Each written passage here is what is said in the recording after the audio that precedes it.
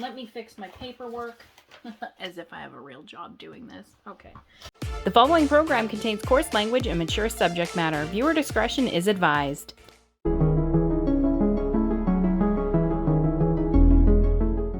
Okay, so last we checked, we had finished Sophie Sunday's interview. Well, interrogation, what have you. And now we're going to head over to Olivia Underwood, okay? This is how she looks. This is Olivia Underwood, okay? And let's read the paperwork here. So, police department says person of interest, Olivia Underwood. Her middle name, Claire. This is just, her address and things like that. And underneath it states, this is 11/20/1992 at 10:10 a.m. And it states, I was walking to the pep rally when I started feeling violently ill out of nowhere. I ran to the first floor girls' bathroom to get there just in time to puke my guts out in the toilet. I was really messed up and couldn't leave the bathroom for a pretty long time. Just as I was starting to regain my composure, I heard a horrible scream. I looked out the window to see Jamie laying there, limp and lifeless. It was awful. I collected myself and ran down to see if there was anything I could do to help. So that's what Olivia's Department Police statement says, which leads us to a witness statement and an interview. Her witness statement says, I was the second person to get to Jamie's body. I think I might also be the last person to talk with her before she jumped. Okay. She says, she and I have been working closely together in the school's production of Romeo and Juliet, because she's Juliet and I'm her understudy. We also had typing class together right before she jumped. Did you write her note then? Okay, so our opening night for Romeo and Juliet was last night, and it went okay, but Jamie got a really critical review in the school newspaper this morning. I thought it was a bit harsh, to be honest. I asked Jamie about it, and she seemed really bothered, and not angry, but sad. She just seemed really deep in thought. I just assumed she was reconsidering whether she wanted to play Juliet. She seems like a better fit for Rosaline to me. But Mr. Preakness makes the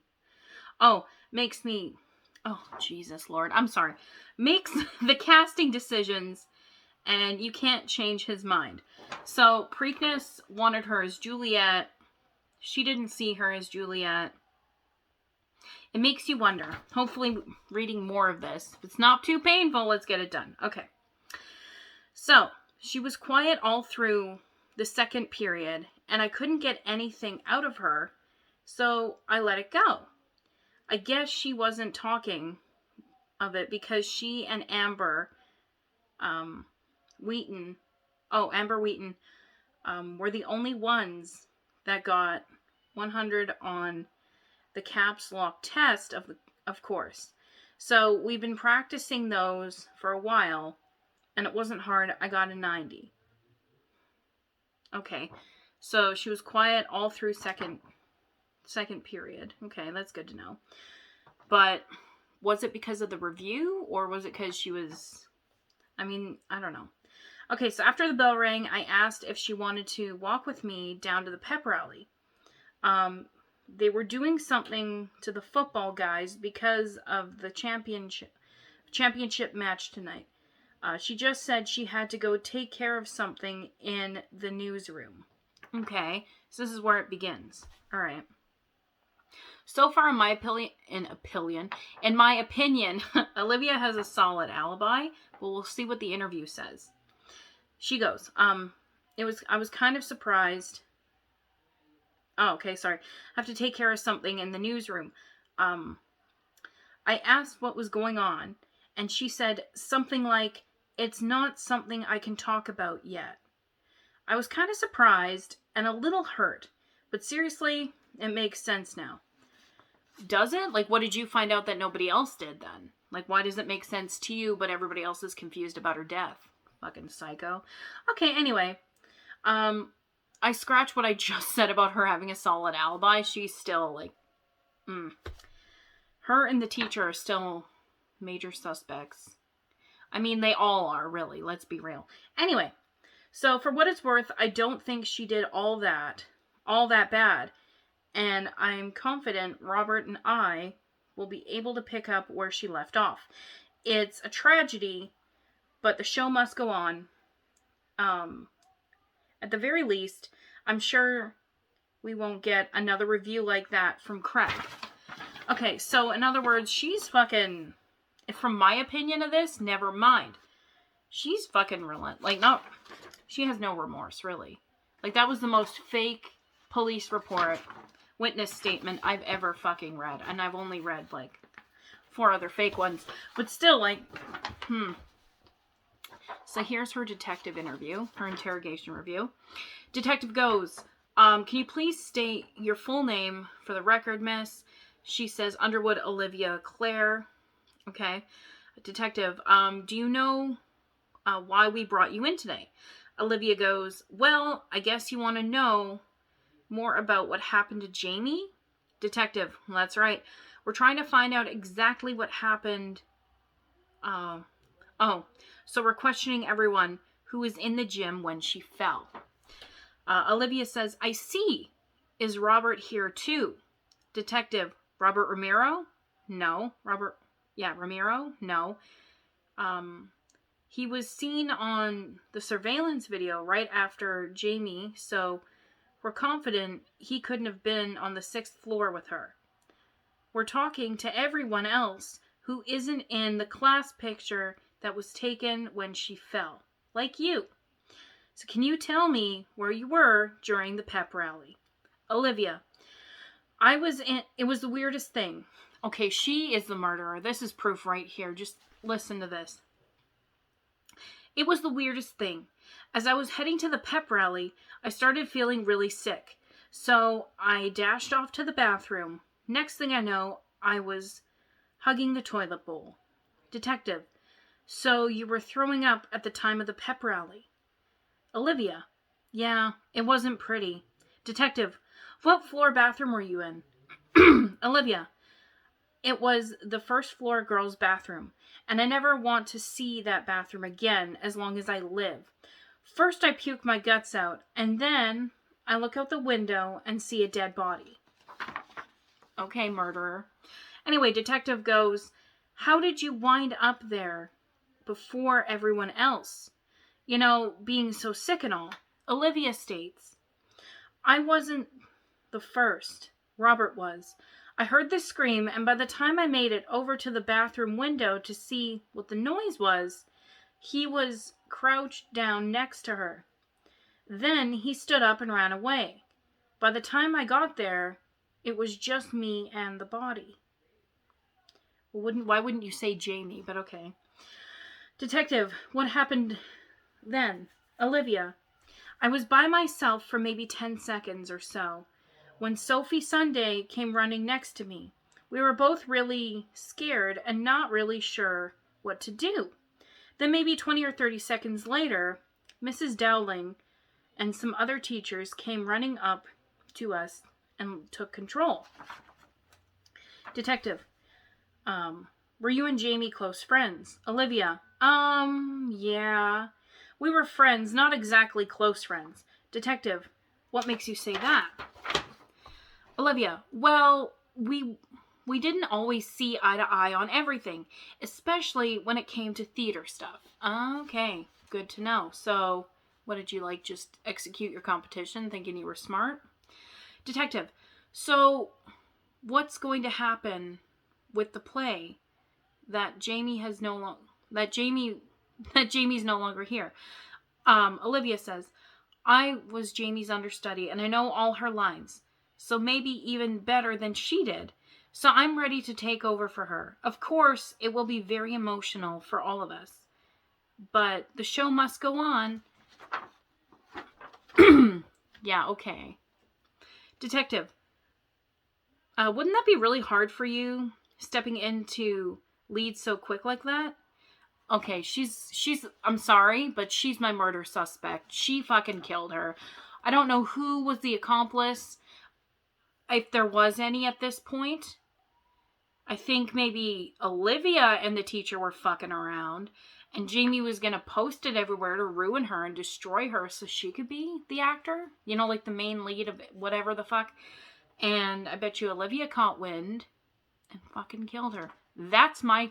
Okay, I'm only halfway through this interview, but still, that's just my little tidbit, allegedly, you know. Okay, so, Olivia says to that, not for me. You have to realize every opportunity in life, seize every opportunity in life, because it might be your last. Fucking killer.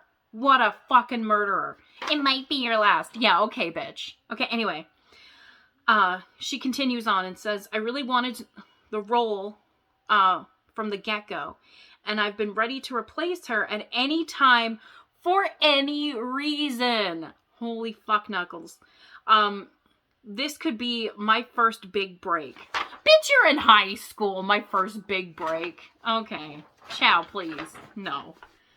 Okay, so the detective states, lucky break, huh? Olivia Underwood goes, I wouldn't say it like that. I mean, it's tragic for sure, but you can't blame someone for embracing the opportunity that presents itself. It's not like I pushed her out the window. Nobody said you did. You were fucking hanging yourself, you dumbass. Like, we've seen, if you've been here a while, you've seen my videos. We both know I'm a certified dumbass. I would never fucking say anything like that. That's so dumb. Like, well, mind you, I'm pretty stupid, so I might. But still, like, okay. Okay, so anyway, okay, so the detective goes, you think someone pushed her? And Olivia, no, I just meant, you know. Oh, fuck. Okay, I just meant, you know, like, it wasn't my fault this happened. Detective, why do you think Jamie got the role of Juliet ahead instead of you? Olivia goes, good question. I guess you'd have to ask Mr. Peekins. He really... Oh, sorry. He really doesn't like anyone challenging his casting decisions, though. Seemed to me like he had his mind up. He made his mind up before the auditions. Quite honestly, I think he had a thing for Jamie. Oh, fuck's sake. Okay. Detective goes, tell me about the boy who found the body. Ramiro. Ramiro. Is he your boyfriend? Olivia? Roberto? No. Robert? No. Sorry, Robert. I'm sorry. Anyway, Robert? No.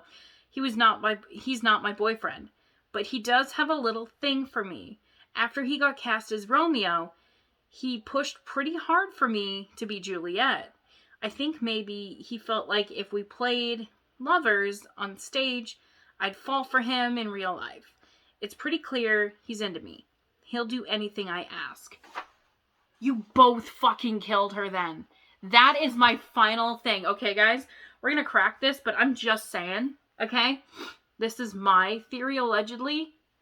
Fuck all the theories I said in the previous videos.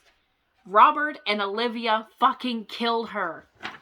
They had to have been. It's like a severe psychotic crime of passion in the sense that, yeah, I'm just calling it a psychotic crime of passion. That's all I'm gonna call it, because, come on, this is turning into like an episode of You. You know what I mean? Where he's like, I'd do anything for you.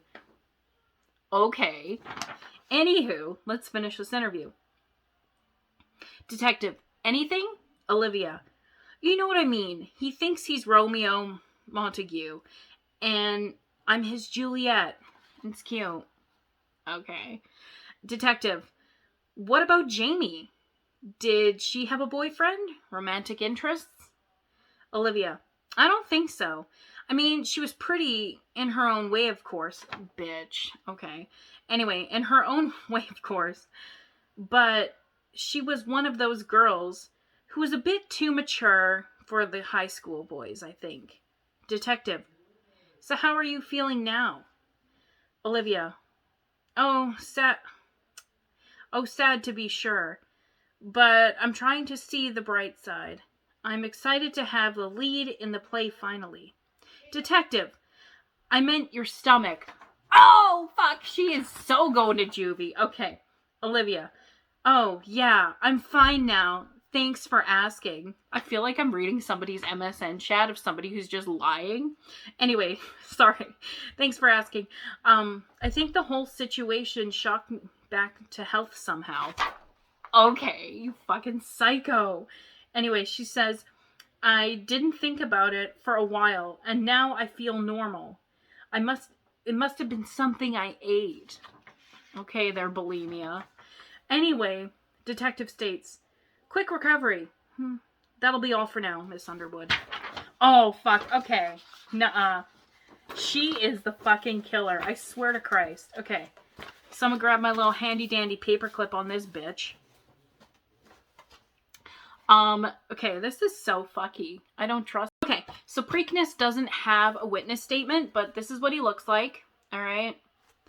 And his name is Paul Preakness, and he is the drama teacher, which, swipe right, I mean, girl. Anyway, murderer or not. Okay, I'm a psycho. That's fucked. We're deleting this. No. Okay, so moving on to Paul Preakness. He's the drama teacher. Hello. That's creepy of me, but still, that jawline for days. That being said, he does not have a witness statement. He wasn't around the body at the time of the murder. Iffy, but, you know, he could be running, I don't know, or in the pep rally room, the gym, whatever. I don't know. But here's his detective interview. So let's find out what he says. Detective, thanks for talking to us. Paul says, of course, anything I can do to help. Not even sure what to say. I'm still just devastated and really struggling at this point. Oh, they were fucking. Anyway, that's disgusting, but like, yeah, it's fucking gross. Anyway, it's a game. They're not real. Ugh. Okay, anyway, detective goes, well, to start with, you can state your name for the record, please. Paul goes, Paul Afranzo Preakness. Detective Paul, how well did you know Jamie Banks? Paul, oh, yikes. Yikeroonies, y'all. Okay. I can't even, I don't even know what that was. He says, very well. I've known Jamie for the past 4 school years, ever since she started acting in our productions as a freshman. Perv. Like, I know he's not fake and he's probably an actor, but still. Yeah, okay, no. Like, you're hot, but you're fucking gross. Okay. Okay, so blah, blah, blah, blah, blah. Okay, so that was also my first year of teaching here. I was fresh out of graduate school, so you could say that we grew up together in our own ways. Okay. Fuck. Ew.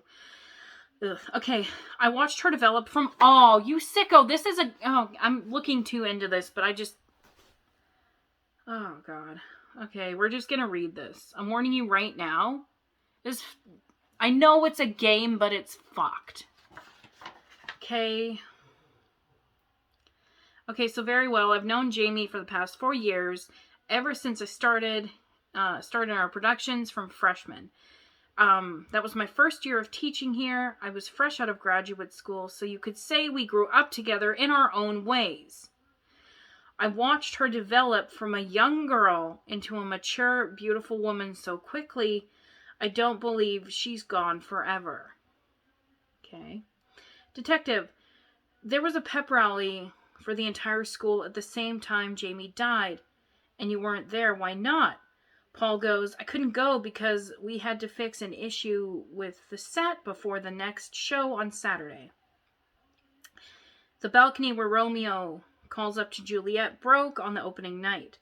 Detective, we? Who else was with you? Paul goes, well, I was by myself. All the students were at the rally. I didn't hear what happened until Robert Romero came by. Long silence. Detective, Mr. Preakness, you were saying? Yeah, Robert came by and told me she had jumped. It was such a shock. Detective, Okay, Mr. Preakness, so you were in the auditorium the whole time fixing the balcony from the Romeo and Juliet set. What was wrong with it? And he goes, Paul says, well, it held up during the performance, but when we were moving it off stage during an intermission... Oh, God. Oh, God. I hopefully cut that off. I'm so sorry. I had a sneezing fit from hell. Okay, anyway. An intermission. A couple of our stagehands tripped it over, and the entire support structure needed to be rebuilt. Detective goes, how is Jamie's relationship with her understudy, Olivia Underwood? Paul goes, Jamie got along with everybody. She used to be really close to Olivia, but I think there may have been a bit of jealousy on Olivia's part because she really wanted to play Juliet. But I know no one could fill this role the way Jamie could. That's creepy, but okay. Like, I don't know how I feel about that. Okay, whatever. Detective goes, what was it about her that struck you? Okay. Paul continues and goes, well, she was one of the most talented women I've ever met. She had the character of an old soul. You'd easily think she was 10 years older than she really was. Fucking pedo. Okay. Like, I know it's fake, but still it's fucking gnarly. Like, it's one thing to joke and make jokes, ha ha ha, but fuck off. Sorry, guys. I don't mean to get that mad, but no. Get help.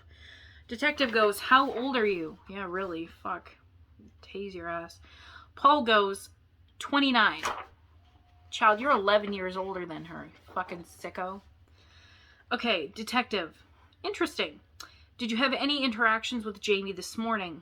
Paul goes, pause. Yes. And I'll probably regret it for the rest of my life. I bet you he broke up with her. She had a freak out, was gonna expose him. And okay, this is it. This is the dude who killed her. She did commit suicide. I have a new theory. Wipe what I just said. Listen to this, okay? So I'm just going off of this little bit I've read. Think about it, okay? Think about it. They dated for 4 years. When you're a teenager, everything is extreme, right? Like everything. Like every little I like you, let's hold hands, blah, blah, blah, blah, blah, whatever the fuck you're doing. She's going to take it intensely. So for 4 years, these two have been together. In secret, right? Bet you anything, he broke up with her that morning. She got upset, ran up to the newsroom, was going to expose his ass because she's done the whole news for whatever chunk of time, I can't remember right now. Got mad. But Olivia says she was pushed. So, I didn't think of that till right now. Anyway, that's just a theory. Still think he's the cause of her death now. Was an Olivia accomplice and...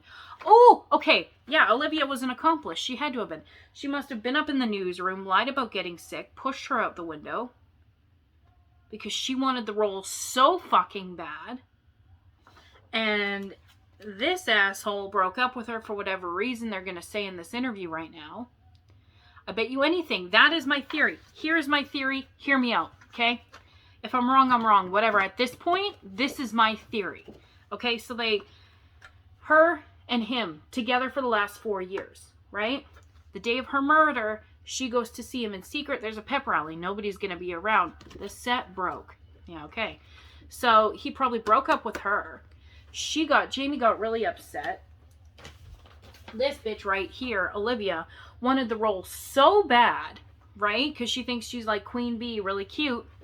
What better way than to push a bereaved student, well, not really bereaved, but just a sad student out the window because the show must go on.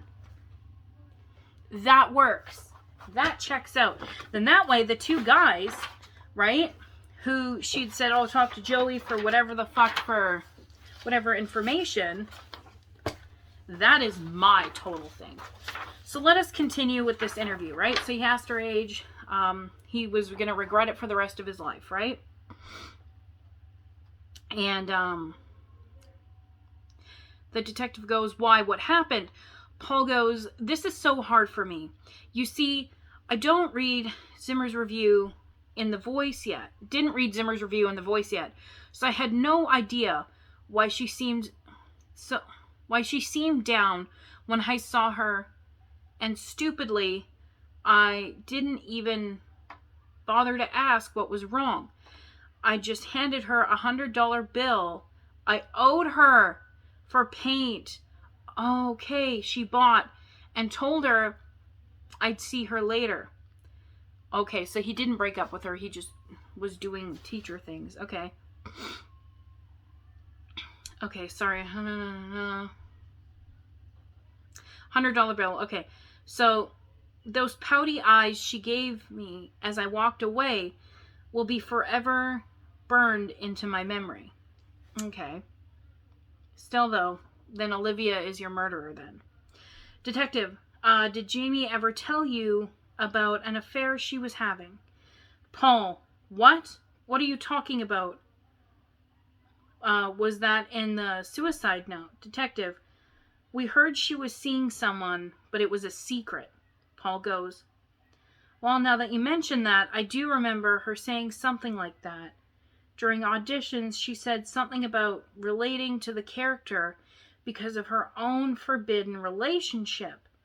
Maybe that's why she was so perfect for the role. You know, a young, attractive girl with a full heart. Okay, so he's not the sicko. Okay, whatever. He could be just hiding himself. Okay, he says heart struggling with a forbidden romance. I recall her saying she wanted to scream it from the rooftops but couldn't, or something like that. Teenage girls say a lot of weird stuff. I still think it's you, though, and you're just trying to hide your shit. Detective, true. You say she was perfect for the role, and I'm not doubting you. But why do you think she got such a bad review in the school newspaper? Paul goes, I was so angry about that when I finally read it. Hemingway once called critics men who watch a battle from a high place only to come down to shoot the survivors. I agree. I don't know what that jerk was thinking. It's so vulnerable going on stage like that. You pour your heart into a performance and expose your soul.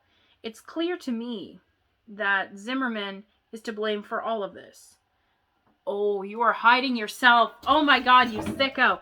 Sorry. Okay, for all of this, what he wrote about her performance was abhorrent and completely untrue. I have no doubt that that's what led her to suicide. Or murder. Detective, not the secret affair? Paul goes, well, I don't know. Maybe it was both things. Did you bring Craig in here? You interrogate him. Detective, he's in the gym when she fell, and writing a bad review isn't a crime. Paul goes, well, it should be. Yeah, okay. Detective, is there anything else you want to tell us? Were you aware of any other relationship Jamie was involved in? Paul goes, other relationships? No. I think she dated Johnny Roca for a brief time a couple of years ago, but I'm pretty sure she was with the coach's daughter. Oh, not sure he's with the coach's daughter now. Yeah. I'm sorry, but that's all I can help you with. That's all I know. Detective, thank you for your time, Mr. Preakness. If you have any plans to leave town in the next few weeks, I'm going to need you to let me know first, okay? Paul goes, okay. Am I good to leave now? Detective, you're free to go. Oh my God, okay. She didn't say that to anybody else. He's the number one suspect. I swear to God, it's him and Olivia. Him and Olivia are her murderers. So, there's one more review, and that's with, I don't even know his name. Like I do, but I don't know. Okay, with Benjamin Gelding. And he's our last one. I know we should read it, but like part of me is like, do we have to? Because now we have sufficient evidence she wasn't alone. Okay, so here is Dr. Benjamin Gelding. He's a teacher at this local high school. So I just took a gander. His police statement is a shorter version of his witness statement, which I'm just going to read. The witness statement, because it's just a shortened version of the longer version. Which, I mean, we could just go into that, but I'm nosy.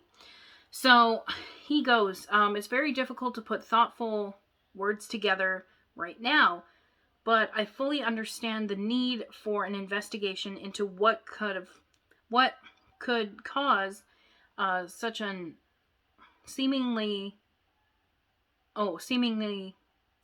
normal young woman to take her own life. I've been Jamie's guidance counselor for the past 4 years here at East Verona High School. I also help run the school newspaper that she writes for. Jamie is an amazing girl who gets good grades, stays out of trouble, and seems to get along with everyone. I took my wife and kids to see her performance last night, and she was incredible. It really begs the question as to why a young girl who appeared to have everything going for her would do something like this. Well, I'm not sure, but everything is not what it seems with Jamie for 2 reasons you should be aware of. Okay, so he knows something that nobody else knows. He's not the one that's fucking around. I swear to God, it's Paul. So, and this guy's just like a humble witness, along with everybody else. Yeah, it's Olivia, and Paul lets his tits. Anyway, so he goes first. Jamie had been struggling with bipolar tendencies for years. Yeah, then why didn't her parents get her to see a psychiatrist? Okay, anyways, Jamie has been meeting with me every few months over the past 2 years. Because he's a doctor. Okay, that makes sense. For manic depression. Same. Okay, anyway, sorry. Okay, she was originally referred to me for this issue when she broke down in tears during a vocabulary quiz. During her dark times, she experienced suicidal tendencies. Expressed suicidal tendencies to me. That a number of accusations, including thoughts about how she would do it. Second, Jamie was involved in a secret prohibited relationship. So Jamie told me one of the reasons Mr. Preakness gave her the part of Juliet, we fucking called it! Okay. Was because she told him she was presenting a forbidden relationship, and it helped her relate to the character. She told me she had to keep this relationship a secret, and a lot of people would get hurt. Jamie was an investigative and I hate cursive. Hold on, let me read. Embarrassing. She was an investigative reporter. Very sharp. So, no doubt we'll ever know what it was. So, I talked to Craig Zimmerman this morning. He's the young man who wrote the negative review about her performance. Turns out he liked her to be his girlfriend. And Tuesday, she told him she didn't have feelings for him. Oh, okay, like that. And I guess that review was his way of working through rejection. That makes sense. But still, like, she had the tendencies. So, okay, it is the teacher then. It has to be Preakness, because why else would that happen? You know what I mean? Like, why else out of everybody with Preakness, that's now 2 people. Here is the detective review with Gelding, and let's see how that goes. Detective goes, please state your full name. He says his name. Detective, do you know why we brought you in here? Gelding, well, I assume it has to do with Jamie. I'm guessing you'd like more information. Oh, insight into her mental state. Detective, that's part of it. You're also one of the only few people in the school who were not in the school photo taken, when she died. It looks like suicide, but we're still investigating whether anyone is in the newsroom with her when it happened. Gelding goes, you think someone was in the room with her? That's a shock. Well, I'm quite sure Joey Ferrari was the last one in the room because I spoke with every member of the newspaper and asked them. And detective goes, you've spoken to Joey. He was in the gym when it happened. Benjamin, the teacher, goes, well, then I guess I don't know. Only the seniors had keys to that room. Craig Zimmerman, Joey, and Jamie. That's it. Detective goes, well, Zimmerman and Joey were both in the school photo, and Marilyn took it. But we couldn't find you in there, doctor. Do you have a key to that room? And he goes, me? Yeah. Well, of course. But I hadn't been in that room all day. And the detective goes, are you sure? Benjamin goes, certain. I left my pad of hall passes in there last night. So I didn't pick them up this morning, and the police haven't let me back into the room to get them. And the detective goes, why'd you leave your pad of hall passes in the newspaper room? And Gelding goes, it wasn't on purpose. We had our weekly meeting after school yesterday. That's when the students pitch their stories for next week, and I write the assignments on the chalkboard. I brought my pad to write passes for everyone who wants to get out of study hall to work on the articles. And the detective goes, like Ferrari. Benjamin, yeah, and I left the passes in the room by accident. Jamie could have let anyone in the room though, since she had a key.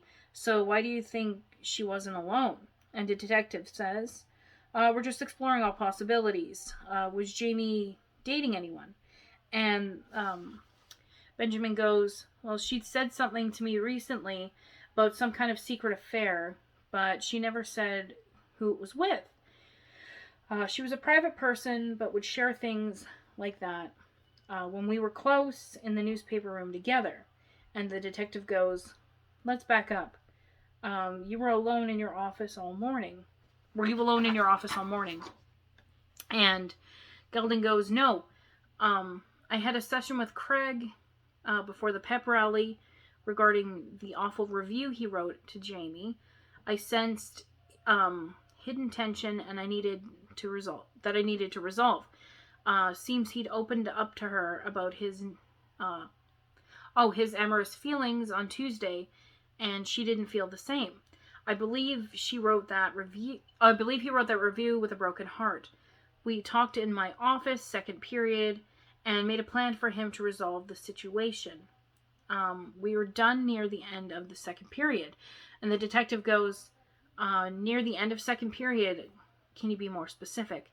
And Benjamin goes, well, yes, actually I can.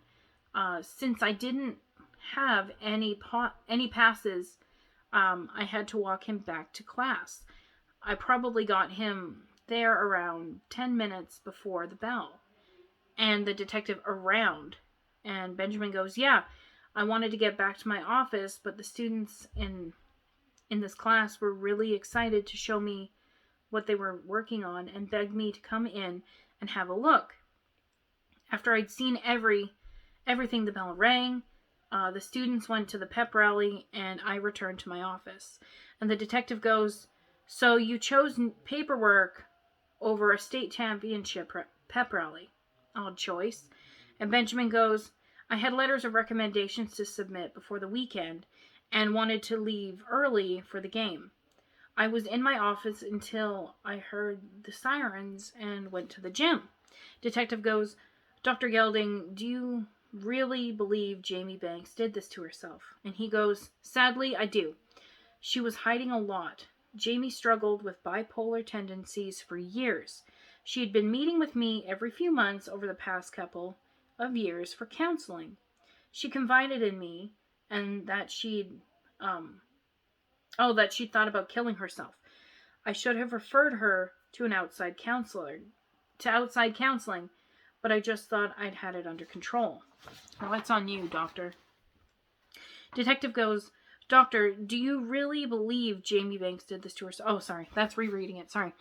The detective goes, she was about to publish an expose in the newspaper. What was it about? Oh, good question. And Benjamin goes, she wouldn't tell me. Do you know? Detective, well, we're not sure. We think it was about sports betting. Benjamin goes, well, that would explain her secrecy. I probably shouldn't say this, but Joey takes all the bets in school. He knows the school bookie. So everyone knows, but what kind of outlook? Oh, what kind of look? Oh, but we look the other way. Okay, so there's bets on points and shit in that school. Detective goes, don't you think it's suspicious for an investigation reporter to turn up dead just before publishing a big expose? And doctor goes, I guess, but I also know about her bipolar disorder. See, he goes into bipolar tendencies and then he says disorder. Like, what is it if she's not diagnosed? Or fucking should have figured that out. Anyway, he goes, when you spend as many years as I have watching teenagers make one impulsive decision after the next, you realize sometimes nothing they do makes sense. It is all you can. Oh, is that all you guys have? If there's none anymore, please let me help sort it out. And the detective goes, I appreciate your offer to lend a hand, doctor, but at this point, I think we're done here. If you don't have anything else to add, we can let you go. And he goes, I understand. Well, please do reach out to me if you need any help. And the detective goes, I will certainly do that. Thank you for your time, Dr. Gelding. So that's his interview. Now we have all the information. So this is everybody's information, everybody's photo.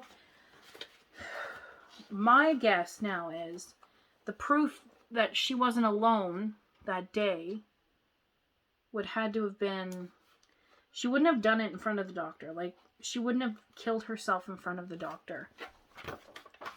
Do I think Olivia was in the room? Yeah, I do. So, I think our proof is here based on Olivia's statement and the teacher's statement, Paul Preakness' statement that she's not alone. So, it says objective number 1, prove that someone was in the room with Jamie, which we did. So when you prove someone was in the room with Jamie, unsolvedcasefiles.com/Jamie-1. So let's go to that. Okay, so I'm on the website and the case number 1 proves someone was in the room with Jamie. Now, with everything we've looked at, the only thing I keep thinking of, like, we can go through everybody else that she talked to, but the only proof is, like, 2 things. The bleachers photo and the security camera footage. That's, like, the only 2 things that, like, are there for surezies. So, I don't know. Photos of people in question. Crime scene photo, computer screen, suicide note. No. Not the mini notebook. Not the newspaper room. Not the victim. Fuck's sake.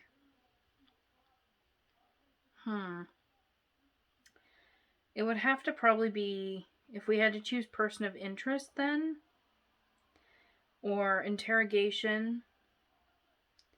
I have no idea.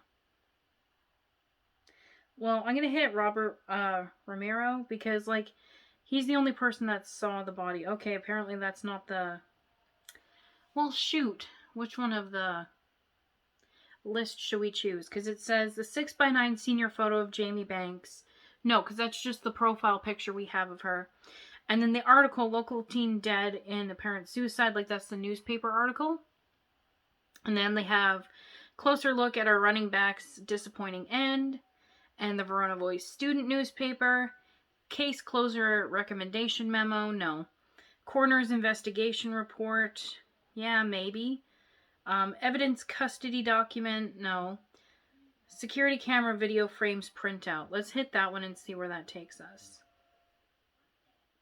Ooh! Okay. Yes! We did it! Fuck yeah! It says, I'm sorry. It says, looks like you're close. Which 2 frames are we looking at? So, the 2 frames on here, that's actually a good question because I was literally just thinking about that. Okay, so if we look at the frames, hold on a second, guys. And the question is, hold on. Which 2 frames prove that Jamie was not alone when she fell? So, oh, it's upside down. Fuck's sake. Okay, so we have nothing and then her body right here. 3 frames of her body, just not there. Oh, that's a little house and her body.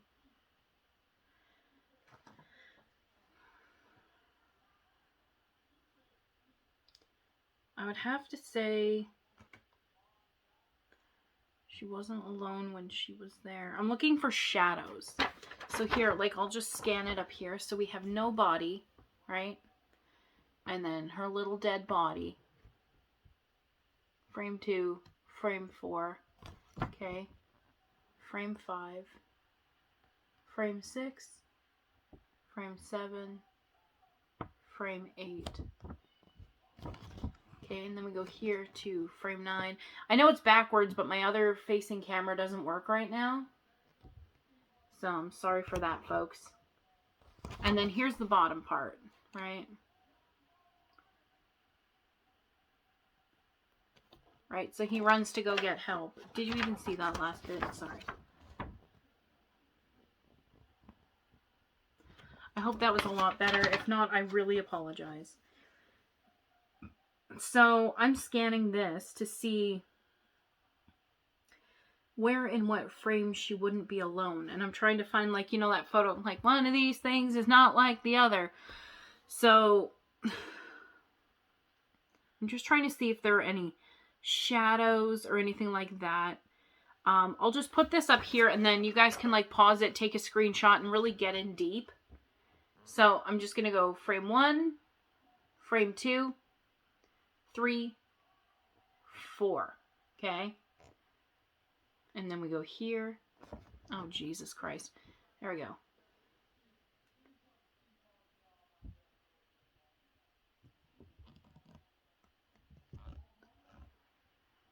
Oops.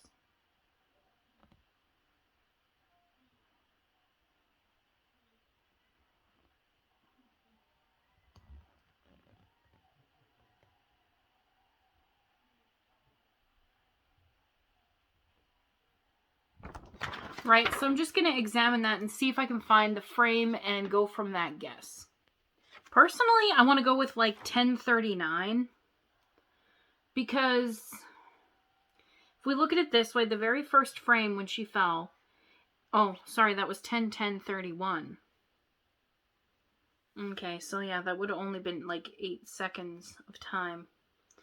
But I still want to go with, like, frame number 10, which is this one. Right here, because that's a frame before Robert comes into the picture, right? And Robert comes into the picture 10:10:40, so like a second later, right? So we have just her by herself right here, and then boom, there's Robert hitting the scene. So on the website, I'm going to hit that and see if that's the right one. So 10:39, go with that.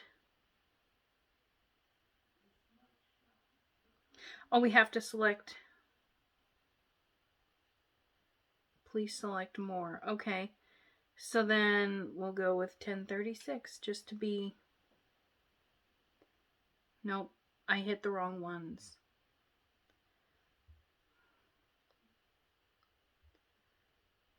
Well, shoot the luck. What time should we choose? Because I'm not really sure. I'm going to keep looking at it and let's find out. Okay, so it's taken me some time. And I pulled out this magnifier. And when you look at clips of 1037 and 1038, 1037, she has no shoe. Like the several clips she's alone, her shoe was nowhere near her body. And then you go to 1038 and she has a fucking shoe. Let me show you, all right? Here's 1037, right? Going right up close. And then the next clip here, 1038. Or is that going back? No, 1038. Boom, has a fucking shoe. Right? So we go back here, no shoe for several clips. Boom, has a shoe. I knew there was something with the shoes. I knew it. So, I'm going to go and click on that link, and I'm going to see if that isn't something that we should look into. Let me grab my other phone. Give me 2 seconds. Okay.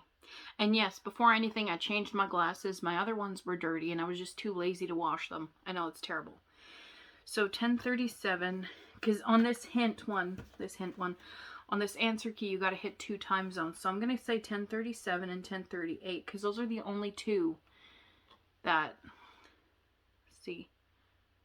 Look, we did it. We did it. Okay, so now it says we get to open bonus envelope A. Hold on. Guys, high five. Okay, I know I'm by myself, but ready? High five. Yeah. Hell yeah, we're doing it. We're doing it. Okay. Hold on, let me grab the bonus envelopes. Hold on. Okay. Okay, bonus envelope A. This is the first one. And it says, do not open until after completing objective 1, which we did. We proved that she wasn't alone. So, hold on. Let's see if I can open this properly. Bonus envelope A! Let's see. Oh, there's a lot of information in these. Hold on a second. Okay. Oh, it's like a little scavenger hunt. It tells you for what to look for in objective 2. Right here. And it says, find the suspect who is lying. Okay. Well, we already know it's probably Olivia. Like, that's just been my clue. So we first have this tiny little news clip. It says, I think it's her obituary. It says Jamie Banks. It says, dead unexpectedly, East Verona High School, Friday morning, November 20th, 1992, at the age of 18. She was the only child of Andy and Linda Banks of Verona, Massachusetts. Jamie was a senior in East Verona High School, as well as a sweet, beautiful, kind young woman who will be missed by many. She was an investigative reporter for her high school newspaper, The Voice, and also a very talented actress, winning the role of Juliet in East Verona High School's production of Romeo and Juliet, which included the night just before she died. Her funeral service will be held on Thursday morning at St. Joseph's Church, 17 Squire Street, Verona, Massachusetts at 10 a.m., followed by the rite of committal at Capulet Cemetery in East Verona. In lieu of flowers, and please consider donating the foundation for suicide prevention. Oh, that's sweet. Oh, okay, so this is just fake news on the back. Okay, so that's a little fake news entry, and then it's followed by the National Foundation of Suicide Prevention. I believe it's a handwritten letter. So let's give that a little read. To the investigators responsible for reopening my daughter's case, first off, I am so grateful for your efforts in opening Jamie's... God. Okay, let's give this a read. It said, to the investigators responsible for Reopening my daughter's case. First off, I am so grateful for your efforts in reopening Jamie's case. It means the world to me, especially now.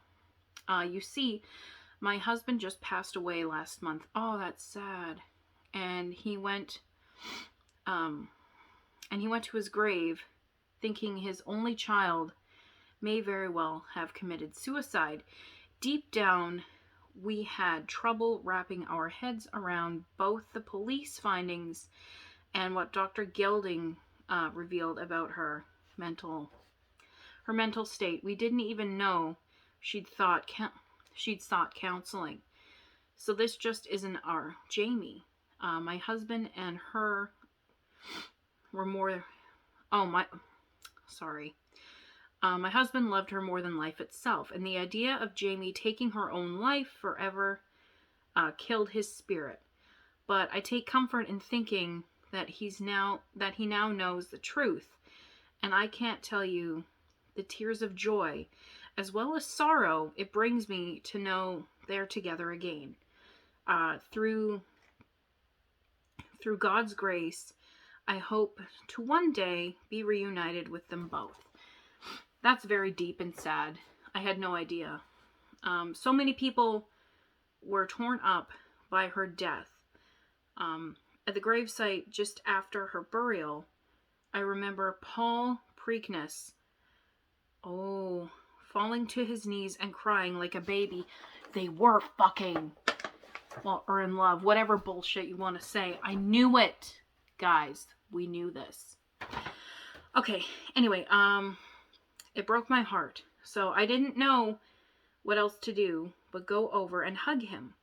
He seemed like he wanted to tell me something that day, but he couldn't, and I never saw him again. I knew he meant a lot to Jamie, but I had no idea how attached he'd been had he been to her. Yeah, because I think they were together. That is my total alleged thoughts.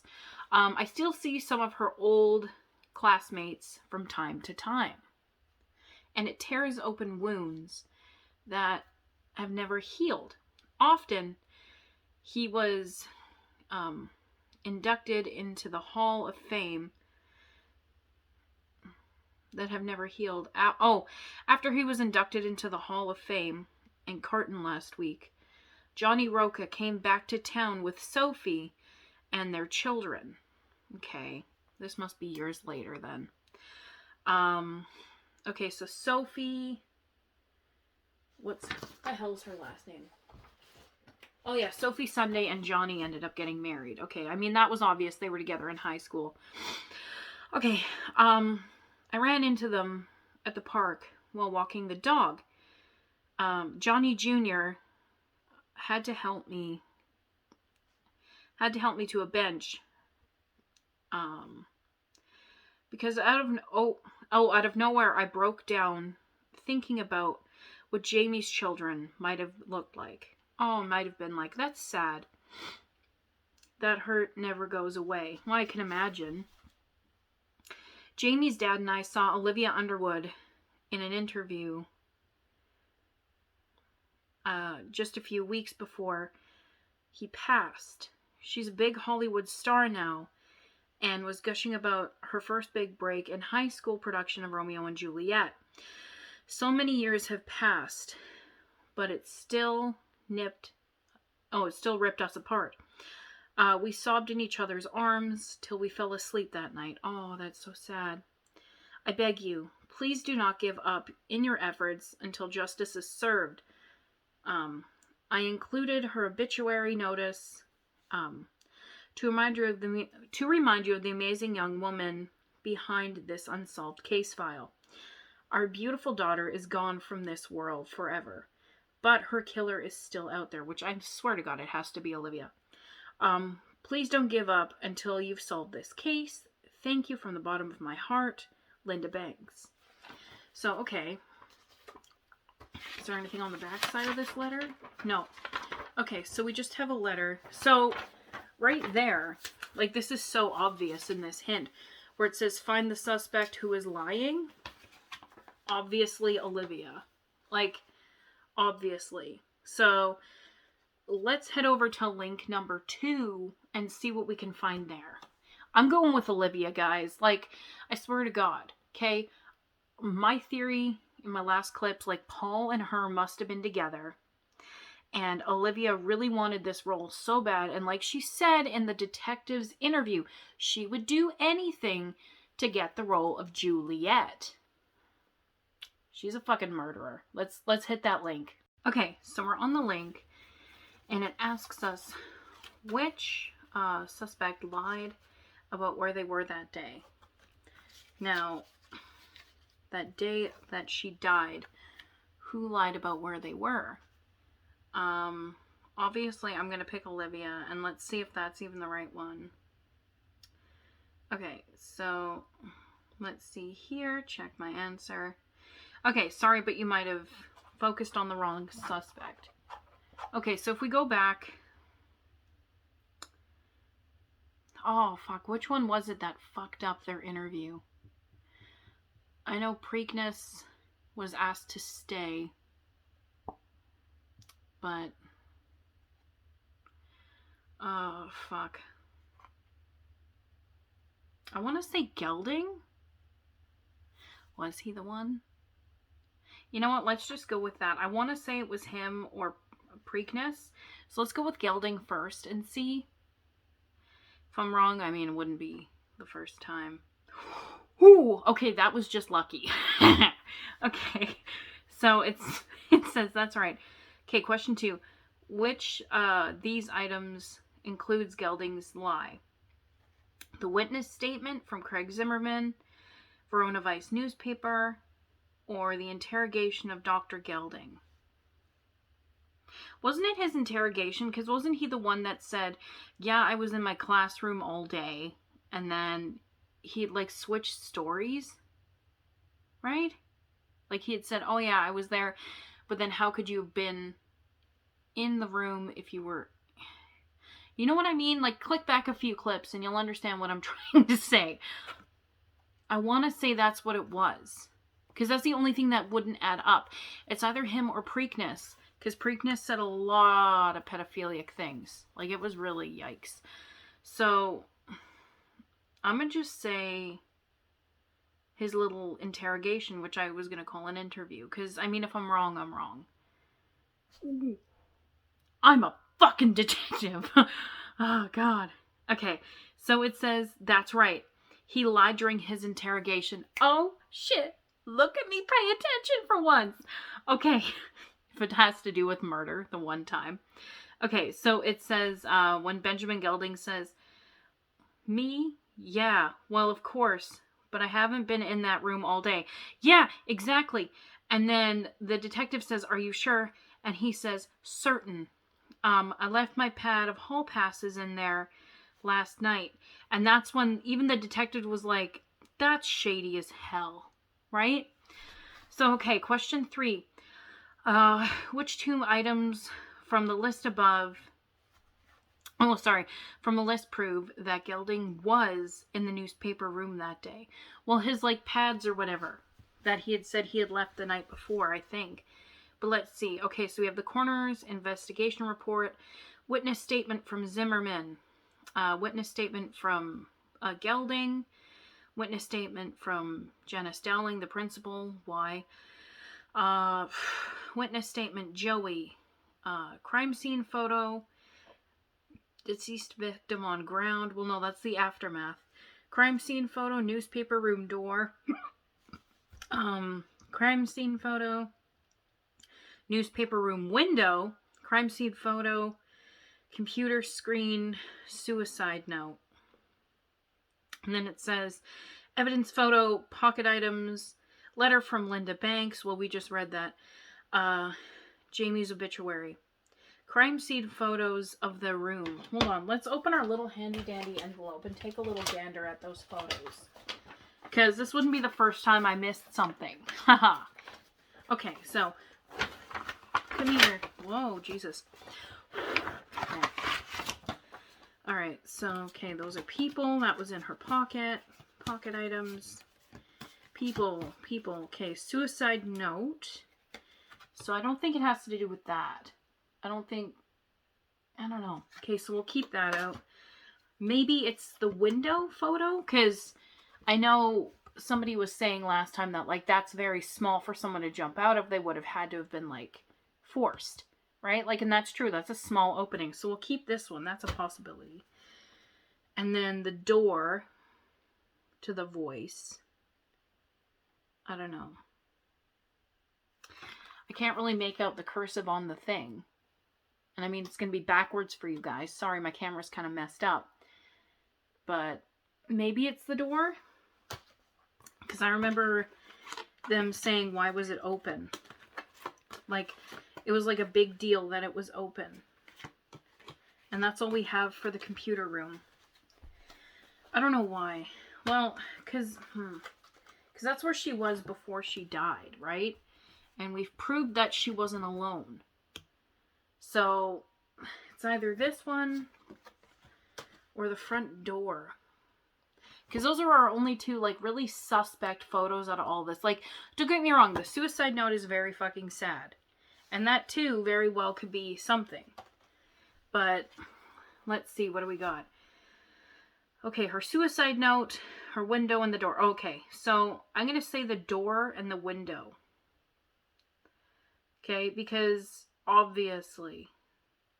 Okay, those weren't the items they were looking for. Okay, so I need to get back into the game. I had such a roll too, damn it. Okay, so let's see. Let's go back here. Alright, so.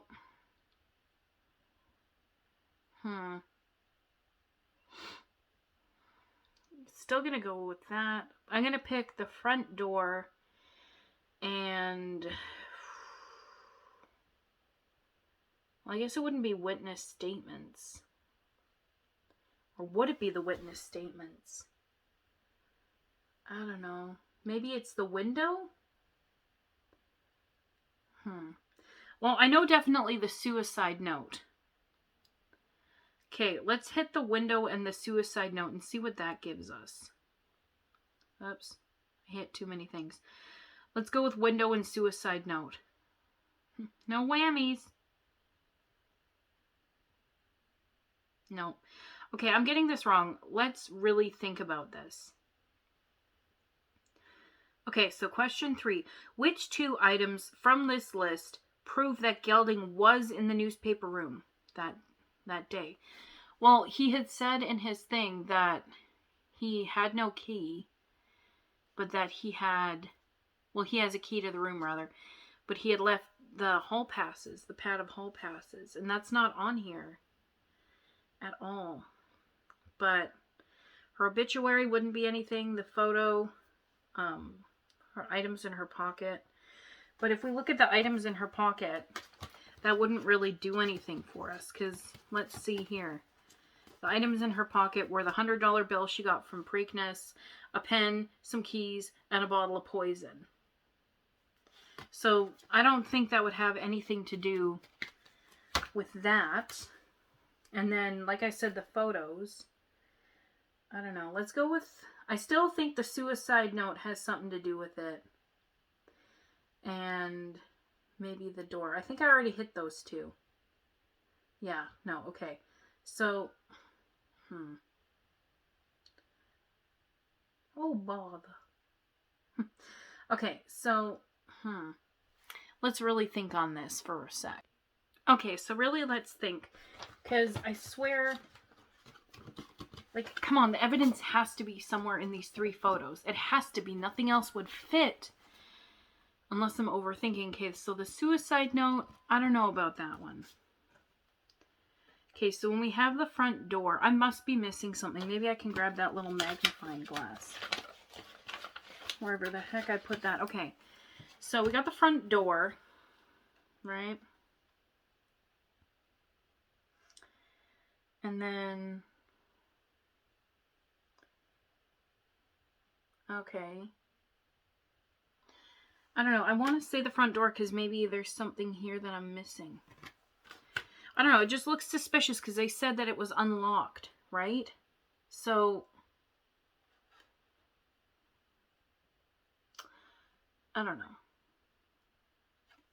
I'm going to say the front door for one of them. For sure. It has to be. It has to be, right? Or am I crazy? I mean, that's out for debate. But like, okay, let's see. I am going to go with the front door. This room door right here. We'll do another little scan for you guys, right? Like something looks heckin' suspicious there, right? Right? I'm going to go with that and the suicide note, right? Like, I mean, if I'm wrong, I'm wrong, and then we can keep... Okay, so it's not the suicide note or the door, I guess. Huh. That's weird because I was good with the other two. Go figure. Okay. So, what else did...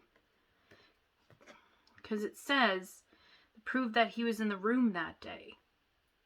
Maybe Craig Zimmerman's thing? Because remember when Craig was interviewed, he had said that the teacher let him do anything all the time? Wasn't it that? Because Craig's the one that wrote the bad review. So maybe it's his witness statement in the front door? Fudge, I don't know.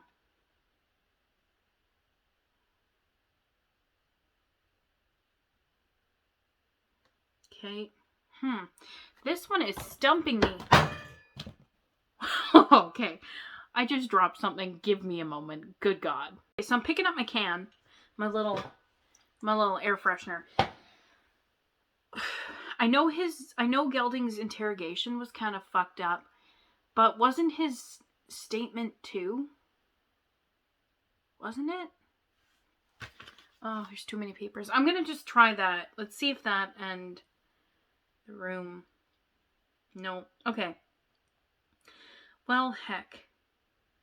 I'm gonna fiddle with this. And yeah, I really thought I would have gotten this one. Got 2 right. Yikes. Okay, so again, I missed crucial evidence. So the back one that I thought was just regular old fake news. No. Happened last week just before school began early Friday morning. His wife of 44 years, Mrs. Bertha Sampson, said she and her husband are eternally grateful for Dakota taking time to learn CPR. I'd be a widow today if it weren't for his knowledge of what to do in such a situation. Along with the Lifesaver Award plaque, he was also awarded a $500 scholarship toward the college of his choice from East Verona Volunteer Ambulance Association. Verona Complex raffling a year of free movies at the Aladdin premiere today. To celebrate the opening of Disney's latest animated tale, this is sure to become an instant classic. The Verona Cineplex will be holding a raffle to win a year's worth of free movie tickets. Everyone who buys a ticket. Okay, so that's just movie stuff. But along with a Lifesaver Award plaque. Who the hell did CPR though? Because now I'm wondering. So let's go back to our little list. Okay, so somebody did CPR. So it said, which 2 items from this list prove that Gelding was in the newspaper room that day? I'm still going with the door. Because they were bitching about the keys. Like, fuck, who was it? Somebody, I can't remember. I want to say it was Gelding himself. Who was pissed that the door was open. Who, again though, if he killed her, what the fuck is his MO? But anyway, the door, I'm going with that. I'm just feel strong in my gut with that one. It has to be. Like, so Jamie's obituary and then a letter from Linda Banks, but that comes later. So I don't know how that would play in. But we have tried numerous things of what happened on the day. Should we try it? I mean, worst case scenario is going to say that you know, that's wrong. But we're going with the room door regardless. Shit! Sorry. We did it though. Okay, that was fucked up.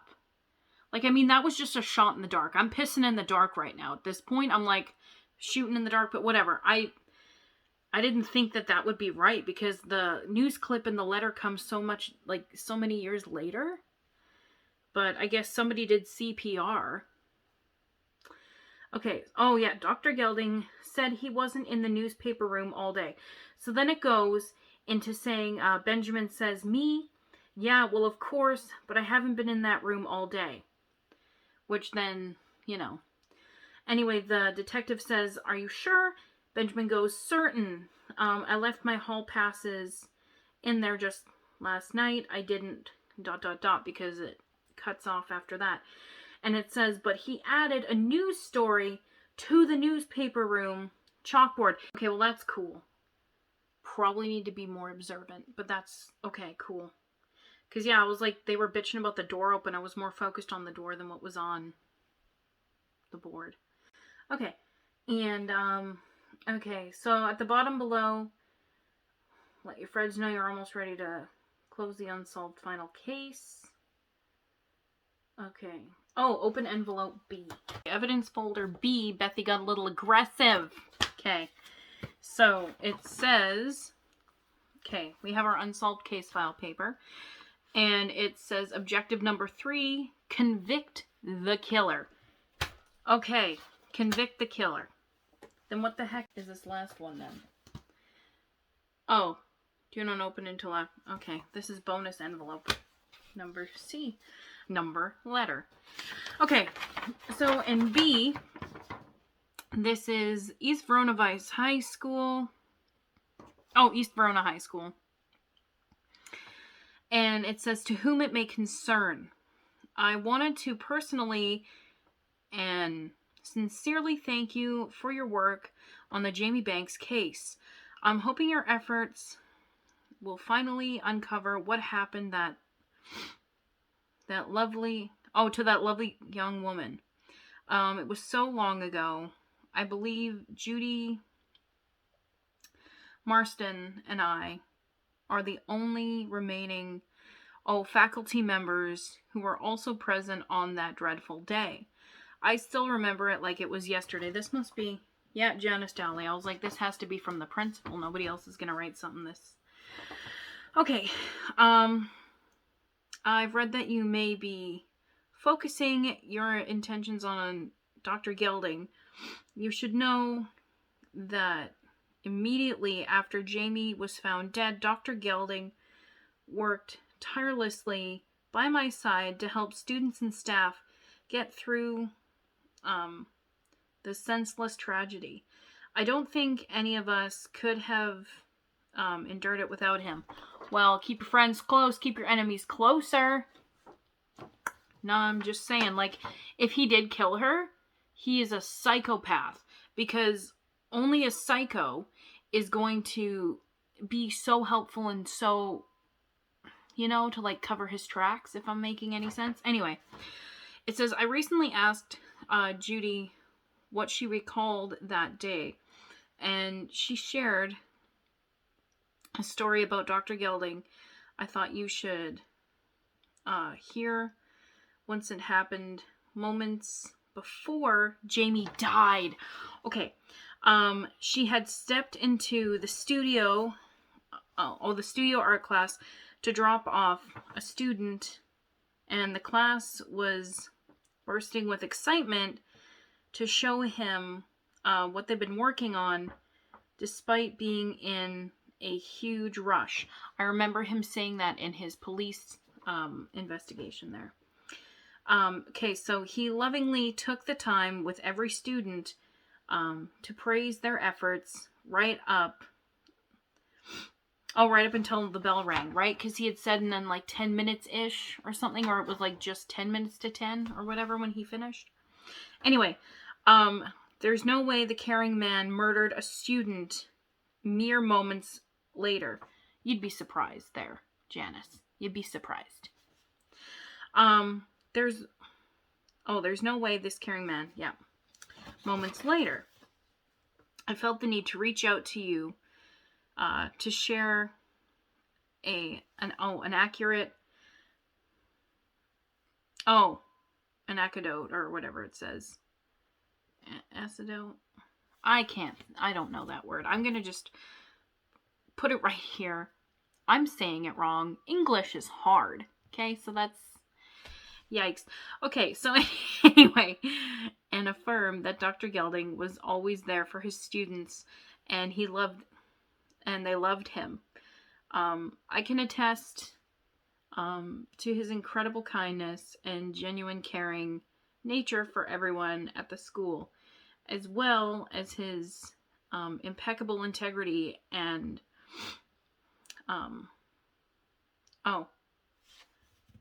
his pristine record as our guidance counselor. It would definitely be a waste of our noble efforts to pursue Dr. Gelding. Better to focus on the others so justice can be served for Jamie more quickly. What are you hiding? But I suppose you're the expert. If I can help in any way, please let me know. Sincerely, Janice Dowling. What are you hiding? What are you hiding, Janice? This? It don't smell right. What are you hiding? Why are you protecting Gelding? Like, I know he's a doctor, but that doesn't mean he's any good. So let's head to link number 3 and see what we can find. Okay, so link number 3 says, question 1. Which of these documents holds an important clue that directly connects the killer to Jamie? Number 1, the security camera video frame printout, Olivia Underwood's witness statement, evidence custody statement, interrogation of Johnny Roca, Jamie's obituary. Let's go with the security camera frames printout. Nope. Okay, Beth. Come on, get your head in the game, Beth. Don't be stupid and just run to the first thing because it sounds nice. I'm going to pick on Olivia because I'm an asshole. No, it's not her. Oh, poo. Oh, bother. I was hoping it was her. Okay, let's really think about this, though. What document is a clue that directly connects the killer to Jamie? Okay, because if she died at the scene, the guy who did CPR was really relentless.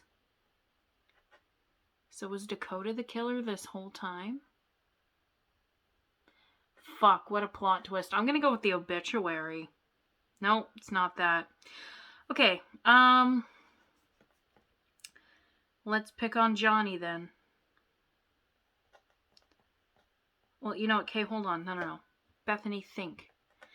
Which of these documents holds an important clue that directly connects the killer to Jamie? It wants to say the evidence custody document, which means like the items that belong to like her would be going to her parents. So let's check that out really quick. Evidence custody document. Here we go. Okay, Linda Banks, her mom, evidence manager, Detective Sherman, was in storage, her blue jeans, her pants, her white shirt, her flannel button-down shirt blouse. Jamie owns these things, Sherman. I don't think anything there with that. I don't, unless I'm really missing something, but that doesn't seem like overly intense for me. So no, I'm going to say no to the evidence document. Interrogation of Johnny Roca. Why? Yeah, no, that's not it. I was like, why would that be a thing? So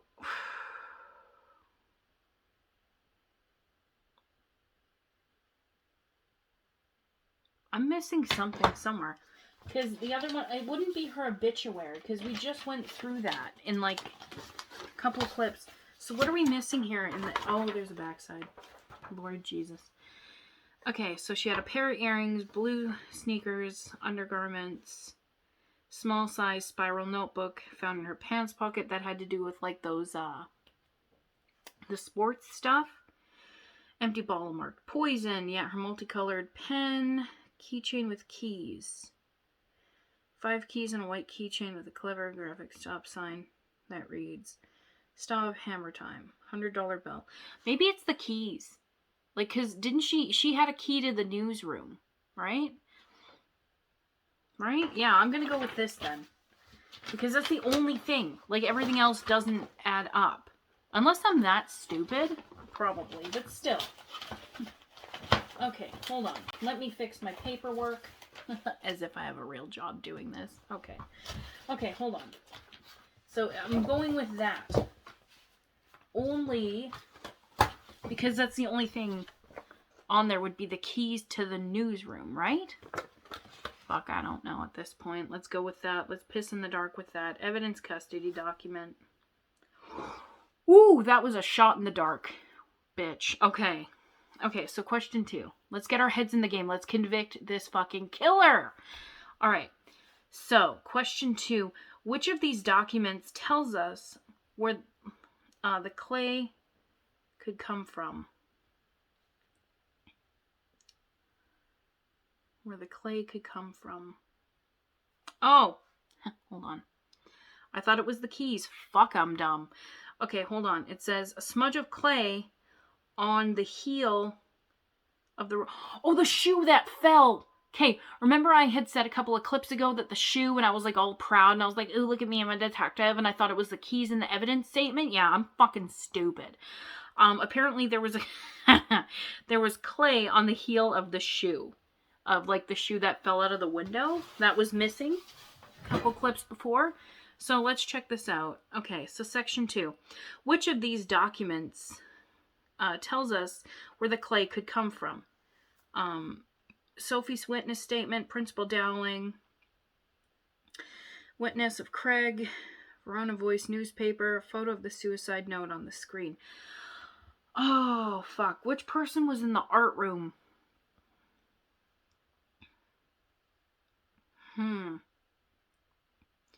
Because I don't think it would be Sophie, because she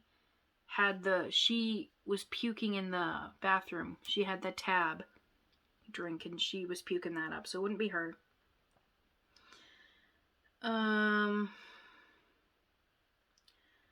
Let's go with the photo. Let's go witness of Craig, because no, that's not it. That I knew. Okay, Beth, quit it. Okay, so where would it be? Let's read, because it also says the Verona Vice newspaper. So we had skimmed this in the very beginning, so let's go over that. High school, Shakespeare's classic tale. Okay, so this is the whole thing. Okay. Games and contests. Career day. State championship preview.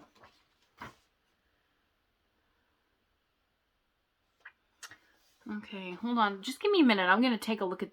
Okay, so I'm taking a look at this.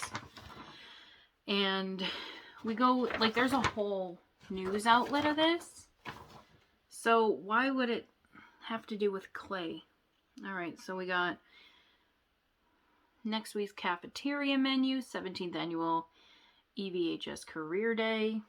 Now, what else? Upcoming games and contests. Wayne's World Costume Contest. Oh, to go back in the 90s. Culinary Delights. Ooh, okay. Pottery Olympics competition. For the past month, the studio art classes have been testing the limits of new pottery wheels. Their top work will be on display in the art studio classroom on Monday. Students and faculty are encouraged to vote for the best piece next week. Gold, silver, and bronze medal winners will each receive 2 free passes to the MFA in Boston. Who the fuck was in the art room? There was somebody, right? Would it be that? This wouldn't be the first time I jump on something and I'm completely wrong. For fuck's sake. Okay. Oh, God. If you stayed with me throughout this whole series, bless your wee soul, because, I don't know, I have no patience for some things, so the fact that you've lasted this long, good gosh. Okay, so while I put those papers down, let's just take a little shit in the dark and go with the, let's go with the, ooh, okay. So, newspaper. Okay, so now things are coming up in the bottom, and apparently we were right on. No. Yeah. But then who was in the art room, though? Who would have killed her? I totally thought it was Olivia. I had that bitch pinned fucking slides ago. Well, what? Okay, question 3. Which of the... I'm just confused, y'all. I really did not see it taking this kind of turn. I thought, like, Olivia was it. She was the fucking killer because she wanted to be Juliet, and she was, what's-her-face's, Jamie's understudy. Now, it has to do with pottery on her shoe, which I didn't read, and now that I'm thinking back to the evidence, that was on the custody report. So, yikes. Okay, I need to be observant. If you guys have caught on to all of this, like, gosh. Question 3. Which of these 5 documents connects the killer to the clay on Jamie's foot? Case closed document, Jamie's photo on the bleachers, person of interest form, Paul Preakness, interrogation of Paul Preakness, letter from the principal. Okay, so case closed document. Let's go back to that. Because that's that white paper in the very beginning. And it's after the evidence. Case closed document. This be that. Okay, case closed document. Facts of the case. On Friday, the 20th, 10:10 a.m., Stu Collier called. Okay, so this is about how the victim was found and how she died. School photo, run a voice, type suicide note, victim's clothing.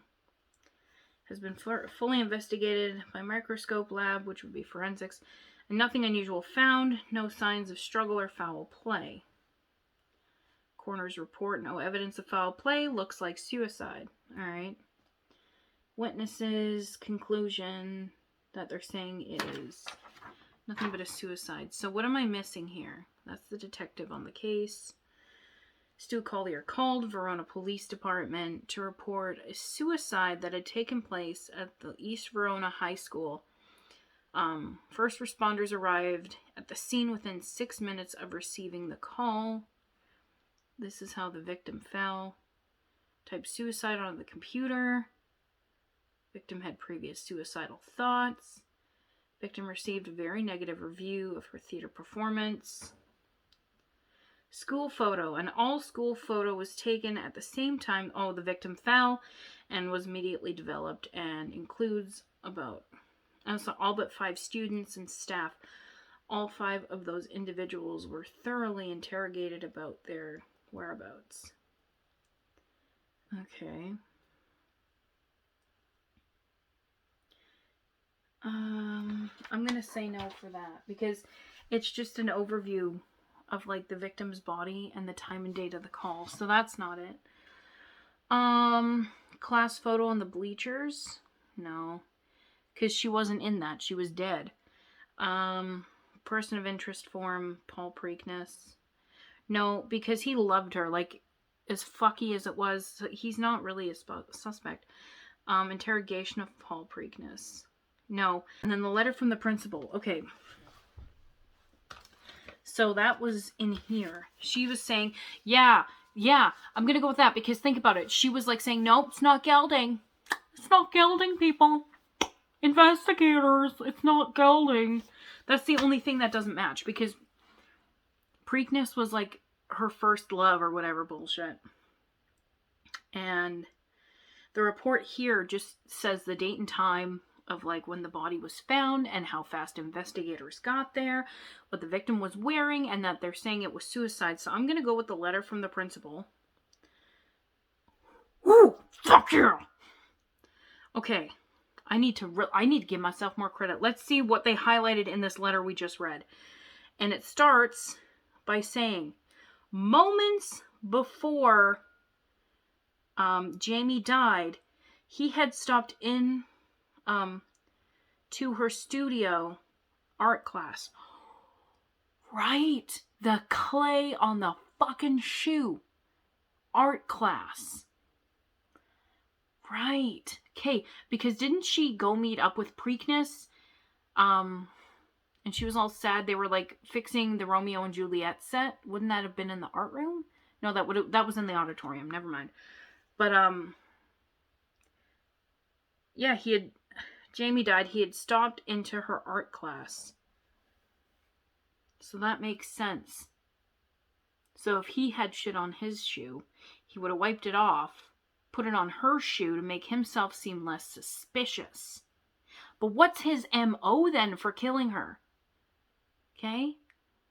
Like, Olivia makes sense. She's an asshole. She hates her. But why? Okay. We solved the case. Guys, we did it. I can't figure out the MO because I'm pretty dumb and I'm also very tired. But guys, it says here, you solved the case. Guys, you have been with me through this entire series. This is remarkable. We solved the fucking case. It says, the clay found on Jamie's shoe came from Dr. Gelding, who had just visited the art room. Great job, detectives. Way to open the bonus envelope C. And then there's a little video. So let's play the video and see what that sounds like. Hold on. The Verona community is in shock today over a chilling murder confession of former high school guidance counsellor Dr. Benjamin Gelding.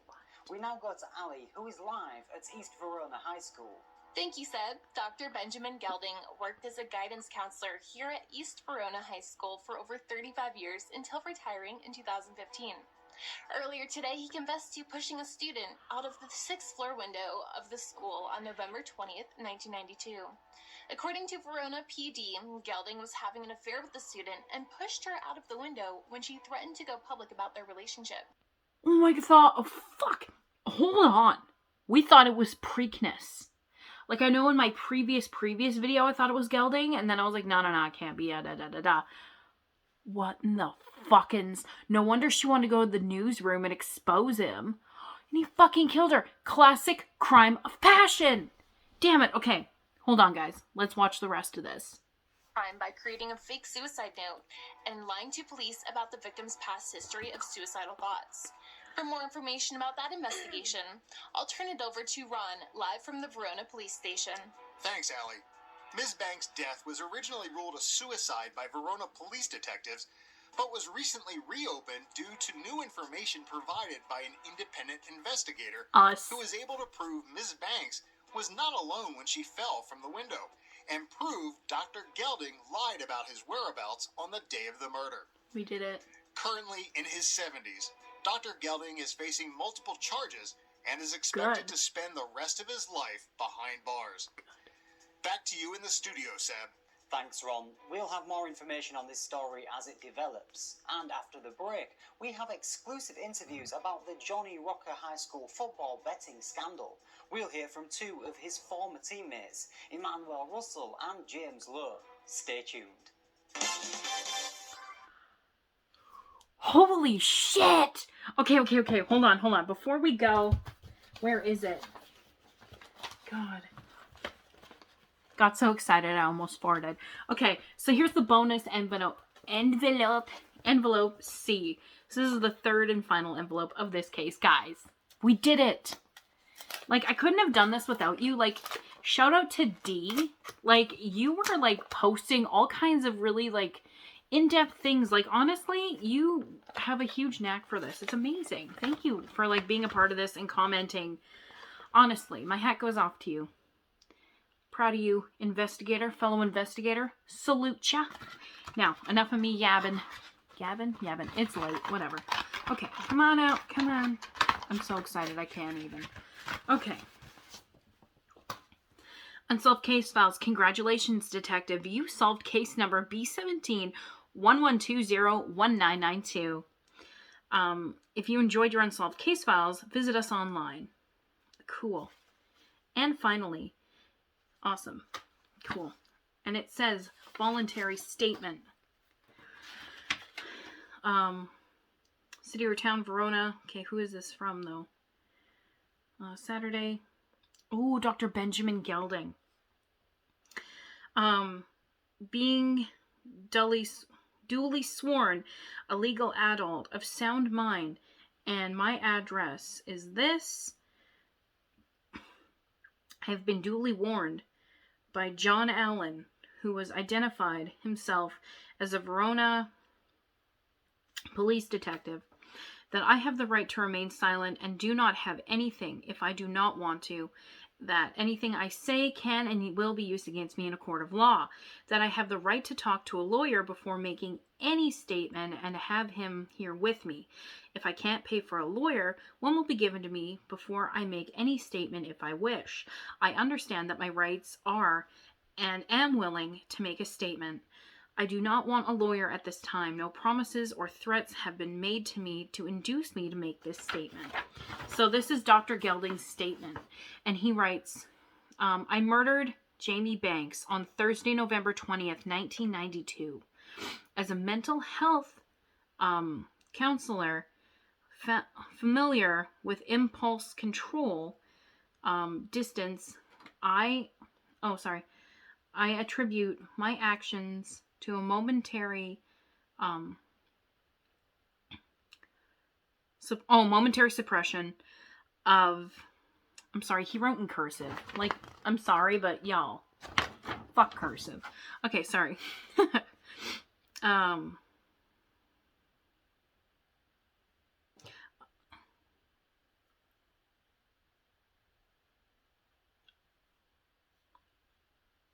Okay, he had something coming from his adrenal glands, and that triggered by a rush of euphoria, I guess, from my adrenal glands. I freaked out. Okay, so in other words, he freaked out, is what he said. So, he had a momentary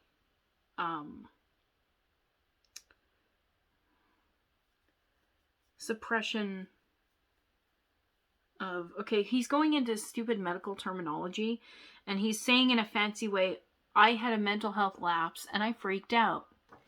Fuck. But scientific understanding hasn't been scientific understanding hasn't been able to reduce the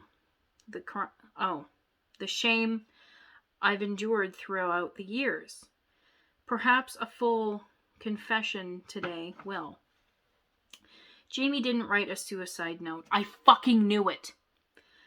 And she wasn't bipolar. Why would you say that? You asshole. Sorry. Jamie and I were having an affair. She was attached to my intellect and wisdom. It started one day about a month before she died. She just leaned in and kissed me. I one day about a month ago. She leaned in and kissed me. I knew it was wrong, but our passion for each other burned like a wildfire. Oh, fuck off. They've used that in books. It burned like a wildfire. Yeah, well, I fart really bad. Doesn't mean I'm gonna shit myself. Dumbass. Anyway. Guilt chased me like a dark cloud, but still, I could not resist. Oh, fuck off with your stupid writing, thinking you're so intelligent. Is there anything on the backside? Yes, there is. Okay. But eventually, I knew I had to end it before someone got hurt. Well, you could have just said bye. Jesus Christ. I asked her to meet me in the newspaper room in order to break up with her when everyone else was at the pep rally. While waiting for Jamie in the classroom, I updated our article just for next week with something that happened that morning. And that's how investigators eventually proved that I was lying and not being in the room that day. Okay. So Allison Wheaton signed off on this. She's a detective. And,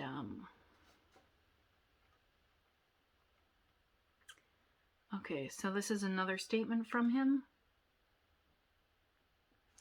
Oh, yeah, this is the rest of his statement on the second page, I guess. He kept continuing.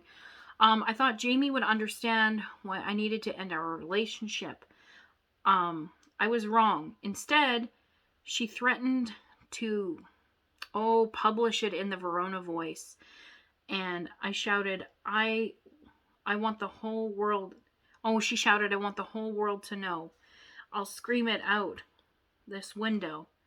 We'll finally have nothing to hide. Ooh, yikes. She was about to destroy my life. Well, maybe make better choices, you perv. Anyway, I like Jamie a lot, but I love my family, and when my automatic fight or flight response kicked in, I rushed around her and shoved her right out the window. I gasped as I watched her body fall to the pavement below. See, I knew it right away when they heard a scream. If you're committing suicide, you're not going to be like, you're going to be like, bitch, hey, deuces. Anyway, that being said, then realized I had stepped on the heel of her shoe when I pushed her, and it was still stuck under my foot. So I panicked and threw it down after her. Oh, that explains the whole surveillance footage. I told police Jamie had suicidal tendencies and provide closure to the family to make it easier for them to shut down the case. An individual with my skills and attributes shouldn't waste away in prison over an accident. Well, considering your accident was letting a student who was underage kiss you, that right there was an accident. You just should have fucked off in that moment instead of murdering her. What the hell? Anyway, and his statement ends with, and if it hadn't been for my chalkboard revision and a tour through the studio, I would have gotten away with it. Well, I'm glad you didn't, you fucking asshole. And again, his witness statement again. And yeah. Or whose is this? Oh, it's Joey Ferrari's. Never mind. His witness statement. And it's in pink. After seeing the news reports about Jamie Banks and Dr. Gelding, I've decided to come forward with information I've withheld for decades about this case. I knew that Jamie and Gelding were having an affair, but I never told anyone. It happened when I was visiting Earl Sampson on the 5th floor bathroom a few days before Jamie died. I was near the window and heard the sounds of two people kissing. Oh, near the window in the classroom above. Oh, in the newsroom above. Oh my God. You could tell there was a great passion because the kissing was quite loud.